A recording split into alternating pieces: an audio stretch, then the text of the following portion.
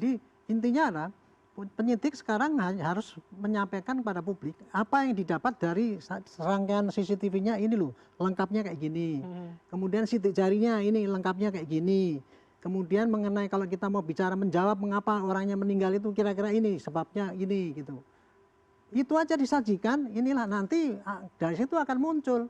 Oh ini berarti kesimpulan terakhir bahwa dia itu matinya karena ini gitu. Tapi logika alurnya tadi sudah dijelaskan begitu terangnya, ya Pak Ari? yang penting sekarang terangnya perkara itu dengan bukti-bukti yang ada maksimal saja gitu. Jadi memang tidak bisa menjamin seperti Prof tadi mengatakan jangan terlalu harus bisa betul-betul perfect gitu ya.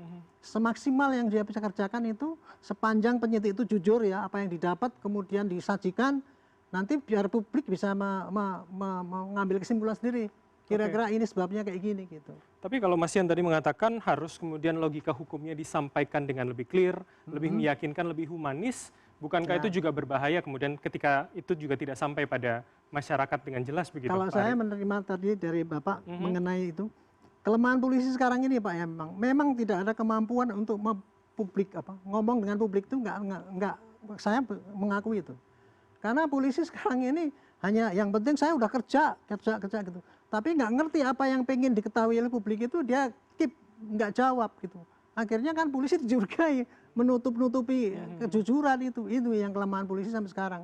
Saya udah sampaikan kepada humas kepada semua untuk mengadakan reformasi mengenai cara mempublikasi gitu. Tapi sampai sekarang saya belum berhasil. Akibatnya polisi sekarang ya itu nggak ada kan menarasikan yang bagaimana supaya publik itu jadi tidak bergejolak gitu ya. Ya polisi hanya yang penting saya kerja gitu.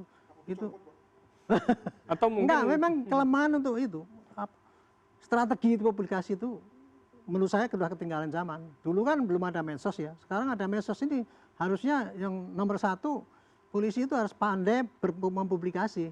Kalau dulu saya nyarankan pada Pak Tibio ya waktu itu Kapolrinya, Pak polisi itu sekarang tugasnya tidak hanya menyidik bisa mengungkap harus bisa ngomong sama publik Pak, ini loh kerjaan saya itu. Karena itu berbahaya ketika orang mencari pembenaran sesuai keyakinan gitu ya. Sekarang kan yang menguasai gitu kan medsos yang menguasai gitu. Jadi yang terbentuk opini publik itu ya dari medsos. Sementara polisinya pelit banget memberikan ini. Contohnya tadi misalkan pada waktu mengumumkan pelan banget ngomongnya. Kenapa nggak ngomong kayak gini aja ini loh, ini yang ini gitu ya. Kan itu lebih baik, publik lebih tahu kan daripada ditahan-tahan kayak Pak Murdiono dulu jadi menteri kan dulu kan. Itu sayangnya kayak gitu publikasi daripada polisi kelemahannya kayak gitu. Ini mudah-mudahan didengar dan mudah-mudahan berubah Pak. Ada perbaikan ya ke depan.